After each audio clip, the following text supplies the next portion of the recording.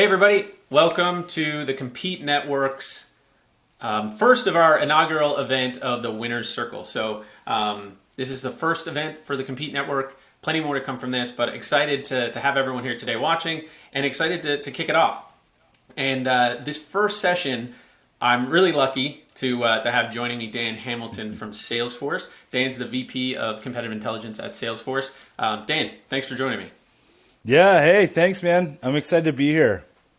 Yeah, likewise. So I'm excited about this session too because we know about the whole kind of focus of today's event is around competitive enablement across the organization, right? So we know that it's every department within the organization needs to understand how to compete and how to win, and it's not just living within one department; it's everywhere. And so today you're going to hear about how competitive enablement works across the organization. But for this first discussion, which is just a simple 20-minute casual conversation between me and you, is just talking about how to start your competitive enablement program in a way that roots it in reality. So it's how to build a competitive function that's rooted in reality. And that actually, those words came from you. That I know that's the way you think of it. And so Yeah. I'm excited to kind of talk about this today. And over the next 20 minutes, we're going to talk about this. And stick around too afterwards for a 15-ish minute Q&A too. So based on what we talk about here, I'm sure a lot of people have questions. So stick around,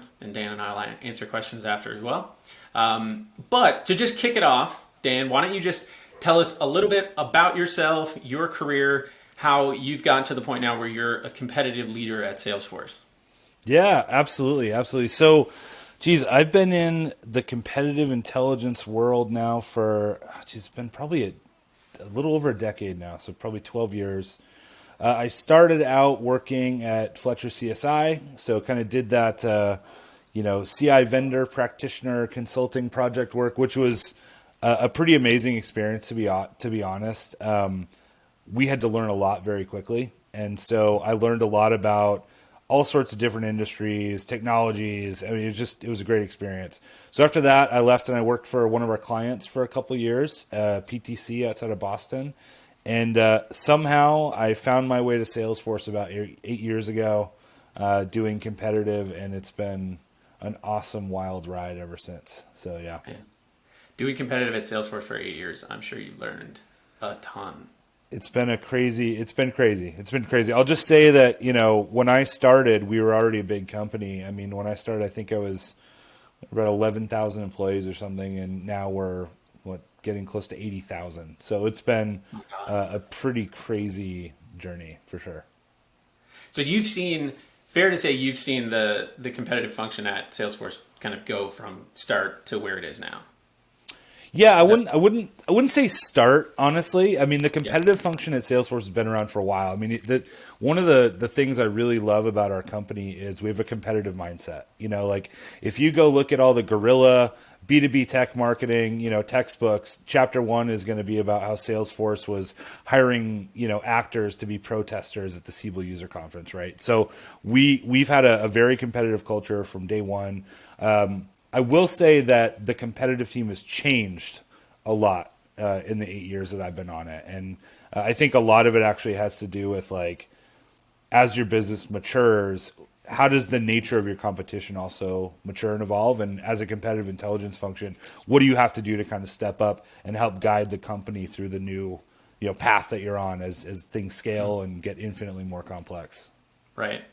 Yeah, I'd imagine Salesforce has gone through, so many different phases that I think for a lot of people watching who are at startups, you haven't even scratched the surface of what a company like Salesforce goes through. And I'm sure as you get to those stages, the way that you compete, those types of functions in the company, they just change, like you said. Oh, it changes fundamentally. I mean, there's always a core spirit that will persist in how we do competitive at Salesforce, but the way that we approach addressing competitive opportunities or challenges is very, very different. I mean, I remember the days when, things were relatively simple and we could tell our sales reps, hell yeah, you're in a competitive deal against company X. We'll just show them how you use Salesforce on your phone and it's mobile and everything, and no one else could do it, right? It's amazing when things are kind of easy that way. But that doesn't really work so well now. I think one of the great things about being successful as a company is everyone wants to be like you, right? And so people try and emulate your functionality, the way that you show up to customers. You also become the center of the bullseye. I mean, there is no shortage of startups out there who are receiving funding saying, hey, we're going to be the next Salesforce. You know, we're going to out Salesforce. So keeps us on our toes. Yeah. No kidding. Yeah, okay. Changing directions just a little bit, but keeping within the same theme. But, you know, getting to the meat of what we wanted to talk about today, for anyone who's watching here who is looking to either establish a competitive enablement program within their company or looking to kind of broaden the scope of it and improve upon their competitive enablement program, where do you feel they need to start? And I guess too, like why? Why there? You have to start with sales. Like there's no question in my mind that building very close relationships and alignment and support for your sales team is in my mind, it's kind of job number one for a real competitive program. And it's for a lot of reasons. I think tactically, sales are what pay your bills, right? So it's kind of important to help them make money, right? So that the company performs. Like that is, at the end of the day, that's what we're trying to do, right? That's what a business kind of is.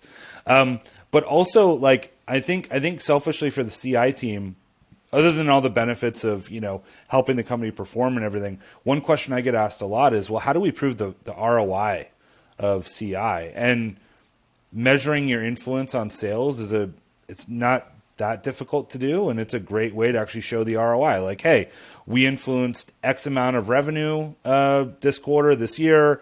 You can look at things like benchmarking, right? So the deals that you supported, what were the close rates, the win rates, whatever for those versus, you know, like there's just a lot of different ways that you can get into proving ROI if you start with sales, right?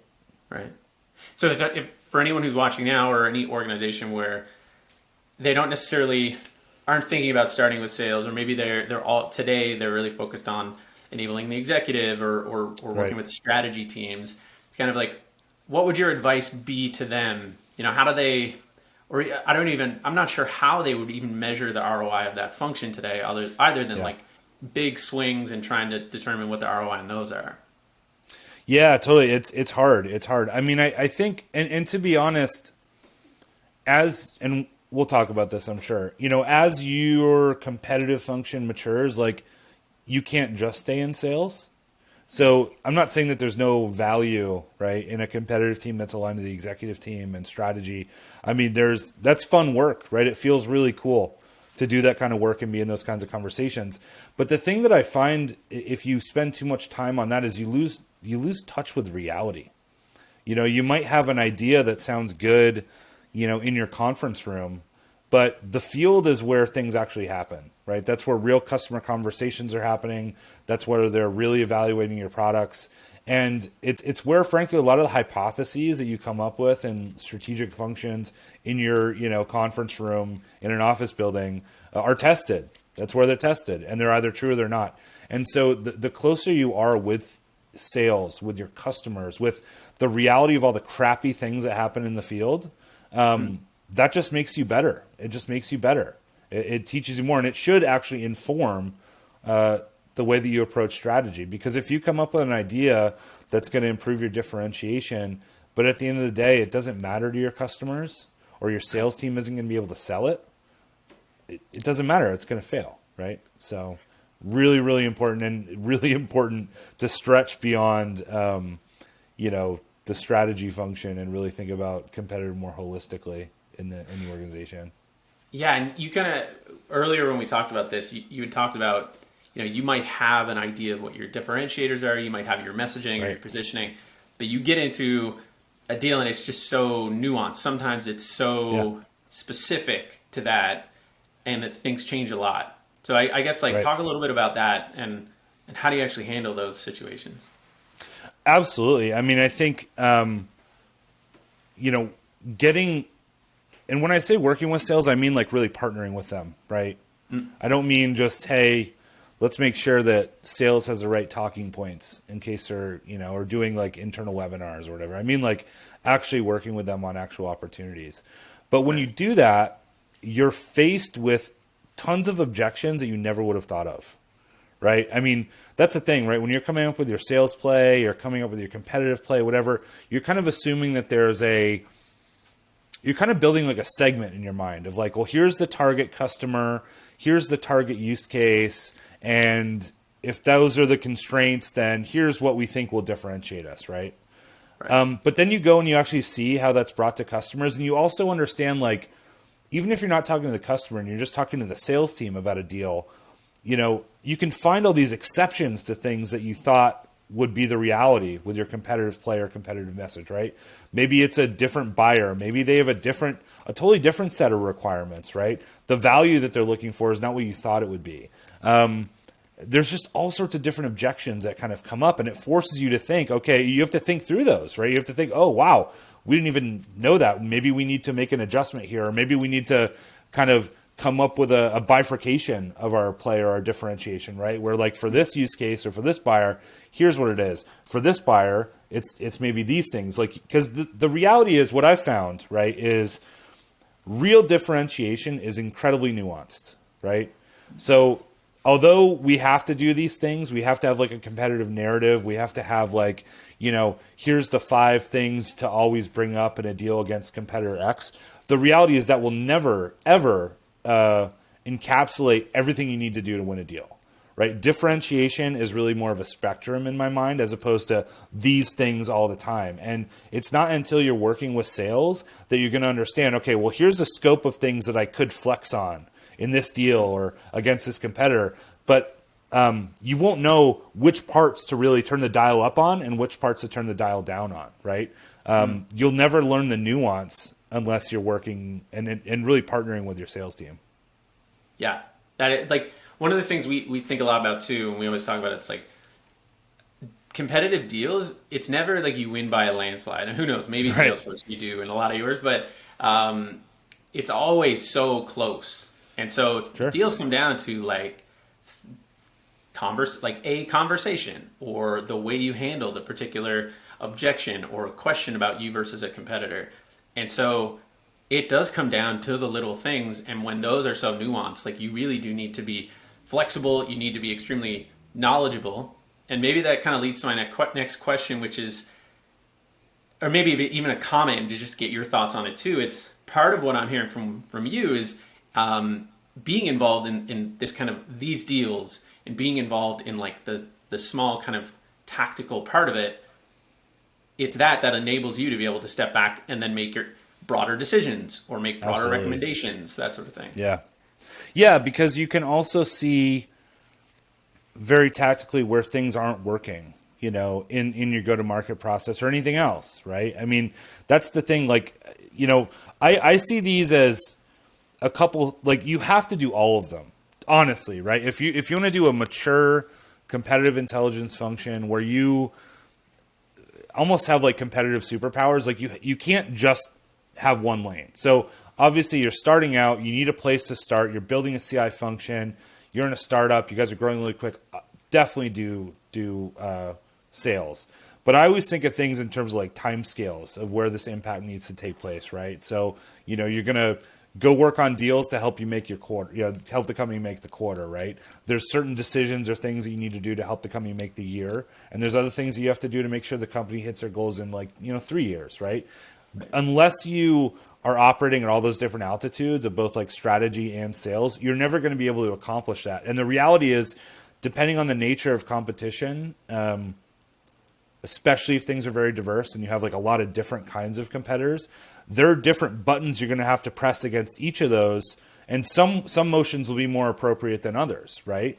But unless you know the tactical detail of what really happens in the field, none of the lofty things that you want to do that will be, you know, these cool strategy things that in 3 years will manifest. If you don't know the detail of where that could break down in the field, then you're not informing the strategy. Because the thing is, right, I mean, what's the quote? It's like, strategy without execution is basically nothing, right? And that's the thing that we think about a lot when we're having these strategic discussions. It's not just, okay, here's a decision that we want to make, here's a direction we want to go in, but how are we going to make that happen? You know, what are the obstacles that are going to get in our way? And if you don't consider those very tactical, like detail Even things like how are your sales teams incented to sell, right? Right. What things they get paid for? What are they like? Not understanding like the behavior of sales teams or the behavior of your customers, it's never going to happen.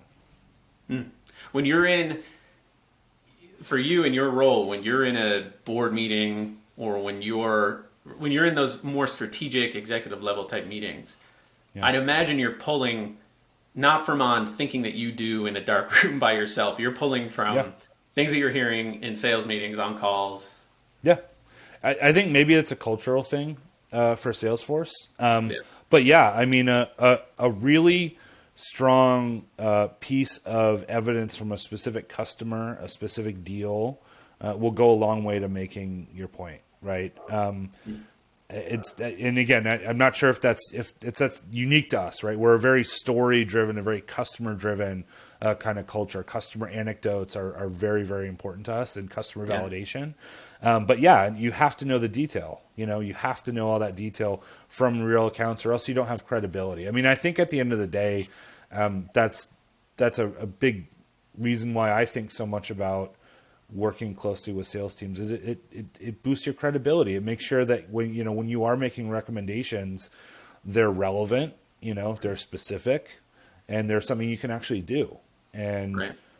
if you don't have insight into sales, you're going to miss one of those three, buckets. And in my mind, if your recommendations are not relevant, specific, and actionable, you're going to fail, and your credibility is gone. And good luck next time. Right. So then you talked about this earlier about partnering. I think sometimes when people think about enabling sales, there's like a limited kind of scope of what they're thinking about. And you think of it as going, I guess the way you think about it is partnering. Talk a little bit about the difference or what you see a lot of product marketers doing versus, the way that you think they should. Yeah, absolutely. Let's see. How much time do we have here? So I think that there's a mindset sometimes where we get too wrapped up in the how of enabling sales teams. Okay, we do these events, we run these plays, we have this many people looking at it, we do this whatever, right? And we make sure that people are showing up to the webinars, and as long as we do that, they'll be enabled, right? But it's like, that's what you have to do, right? Isn't that how yeah, you do it? right. Well, I mean, that's table stakes. Don't get me wrong. You have to know how many people are going to go to your webinar. You have to know how many people are reading your content. Okay. But in order to make it effective, you have to go beyond that. You have to really think about, is this really the right message in general? Is this even going to work? Are we saying this the right way? Or what do our sales teams even think about this, right? Sometimes there's this tendency just to push stuff out to your distribution team versus kind of working with them and partnering on what it should be and getting their feedback and to a level of detail though, because again, Right. Detail is where this stuff falls apart. So that's one really big part of it in my mind on partnering with sales is working with them instead of at them. But at the same time too, especially in a big company, at least a big company like ours, there's no shortage of people trying to push out messages to the sales team to tell them what to do or say, Right. I mean, we have how many big product lines at Salesforce? I mean, every product line is trying to compete for that mind share internally. And so if you want your message to really be heard, partnering with sales is a way that we cut through a lot of the noise because there's too much noise. There's way too much noise. And I guess if you were to explain it in a kind of tactical way, what does partnering with sales look like? I think it's bringing them into the process. I mean, it's a couple things, right? It's a bit of a flywheel in my mind because the thing about working directly with sales on deals, I'll get competitive teams that I'm like, hey, do you guys do individual deal support and coaching? They're like, no, we don't have time for that. It doesn't scale. I'm like, yeah, but actually, if you think about it another way, it does scale because the first place that our sales teams will go if they have questions about competition is themselves. They'll ask their team. They'll ask their manager. They'll ask other people on the team, right? So if we can work with them and build the relationships with the sales teams by getting in there and working on individual deals, Yeah. that relationship that we have and the credibility that we build on the ground. I'm not talking just with the leadership team. I mean actual AEs and SEs and whatnot. Those relationships allow us the opportunity to partner with them because first of all, they're probably going to listen to what we say more, right? It'll stand out. And number two, because we know all these people, we can kind of bring them into the process very easily. You know, we can reach out to people on Slack and be like, hey, we're doing this thing. What do you think? You have like 15 minutes to check this out? And they feel like instead of it, again, being something that's just being pushed out to them of like, hey, if you only said these things, you would win, you know, they actually get to kind of have a discussion and have their perspective heard, and they can see their fingerprints all over the work that ends up being put out. So, but I really do think it's about how you cultivate these relationships. That's the foundational step. And that becomes a flywheel for so many other things that you want to do from a competitive standpoint. I think it's such a great perspective. Like, I think, yeah, I'm sure there's so many people who, you know, you create your battle card, you kind of have your talk tracks and then you push it out there and, you know, great, I'm done. But it's really like going the extra step, or not even the extra step, the required step to make sure that when you're looping them into the process, you're working with them to actually help roll these things out and you're there to support, and it becomes, like you said, a partnership versus, you know, I like that you said working with them versus like talking at them. Yeah, for sure. And I just think that like the mindset that you have to take to this as a competitive intelligence professional or whatever is like you're competing for mind share with your sales team, you know, and you're competing for credibility, especially in a big company, but even in a smaller one. So what can you do to rise above and kind of stand apart from all the other stuff? Like, I think too often I'll hear people like, oh, you know, we put this stuff out and no one's looking at it, or, you know, if they would only look at our content, then we would win deals. So let's find ways to have them look at our content more. Let's send them more emails. Let's send them more Slacks. It's like, no, that's not the way that you're going to get them to look at your content or pay attention. They're going to know who you are. They're going to know that you're there to help them. They're going to know that you're more to them than just someone who's going to write another white paper battle card that they have to read, you know, and that's been really helpful for us. Yeah. I think it's such a great point. Like, I think it's the relationship side. I think a lot of people who are on, you know, in the compete function or in product marketing, sometimes they don't want to work with sales. Like, it's just more of a, you know, those relationships are sometimes stressed. And I think it's a relationship you got to foster and make a strong one. You know, I would add to that though. I think there's certainly probably part of that, but I hear from a lot of people like, I don't have time for that. Right. You know, like that's not scalable. I'm going to go meet with teams to talk about one deal.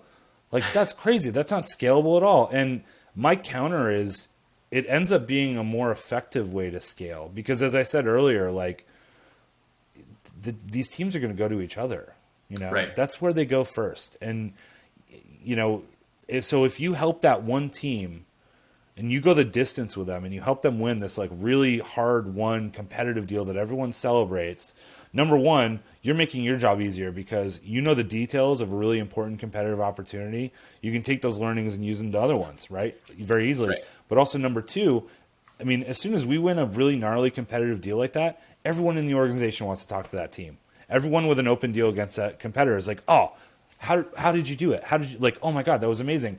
And you allow them to start telling that story that they've learned by partnering with your team. Right?